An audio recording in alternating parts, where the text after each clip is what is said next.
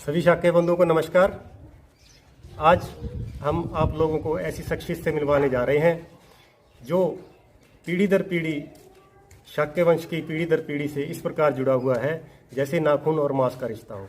आज हमारे पास सुरेश जी भाट आए हुए हैं, शाक्य समाज के भाट हैं।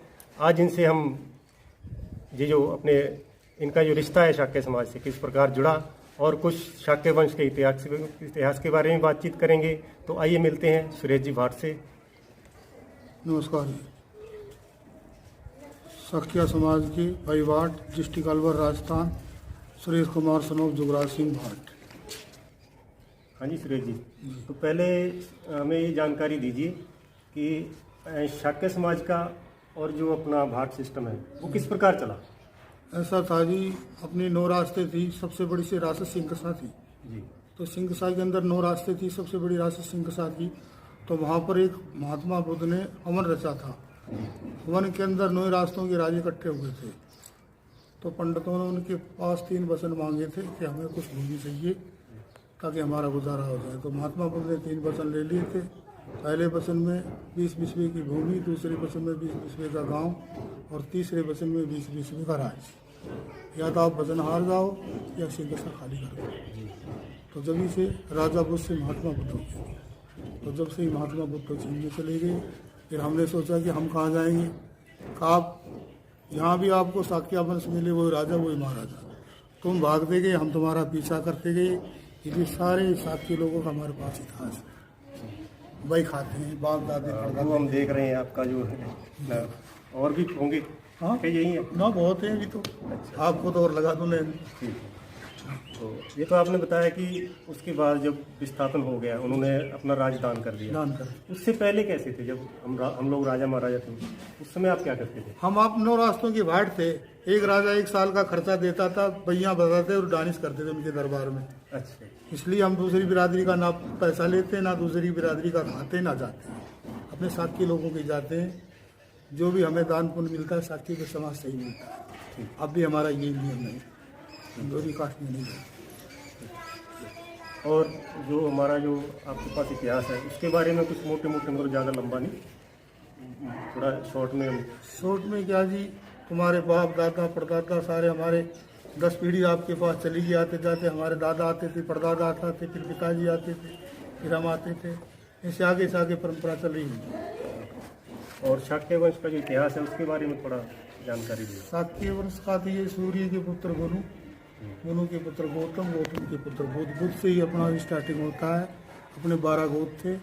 पहला गोत्र काश्यप, दूसरा गोत्र सीखा, तीसरा गोत्र वशिष्ठी, चौथा गुरु, 5वां वशिष्ठदीप, 6वां ब्रह्मघाटी, 7वां युग पवित्र, 8वां संप्रदाय, 9वां रकतचंद्र, 10वां लक्ष्मी, 11वां कमल, 12वां गोत्र रहित परमेदीन। ये 12 गोत्री थे। आपने बताया कि सूर्यवंश से चला है शाक्य। तो सूर्यवंश में तो बहुत से राजा हुए, जैसे भागीरथ भी हो गए और दशरथ हो गए, उनके जो रामचंद्र जी हैं। इसका मतलब भी रामचंद्र का और शाक्य समाज का जो है। हाँ, दशरथ रामचंद्र से ही स्टार्टिंग होती है। ठीक है। सूर्यवंशी रामचंद्र थे, उनके पुत्र लव और कुश जी। कुश से फिर सदोदर। कुछ से मैंने सुना है जो अपनी वंशावली भी मिली है जी पुरानी।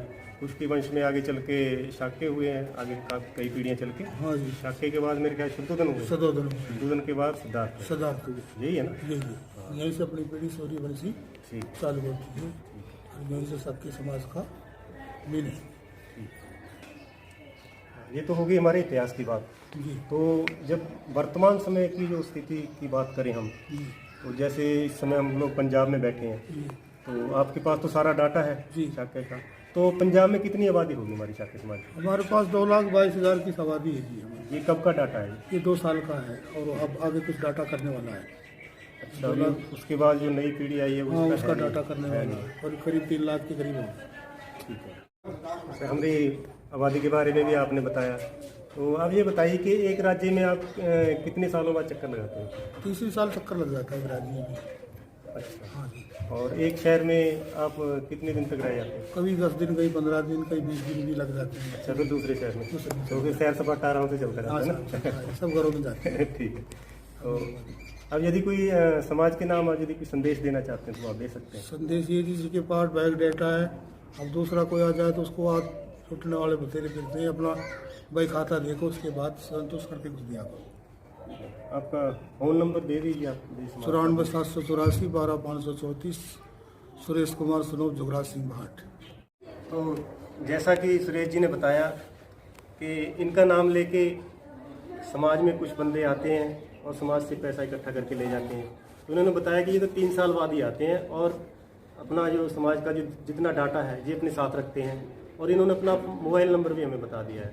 यदि आपके पास कोई इनका नाम लेके पैसा इकट्ठा करने, गराई इकट्ठी करने आता है, तो आप एक बार फ़ोन करके कंफर्म जरूर कर लें। और इन्होंने बता ही दिया है कि 3 साल बाद आते हैं जी, तो और किसी को पैसा मत दें।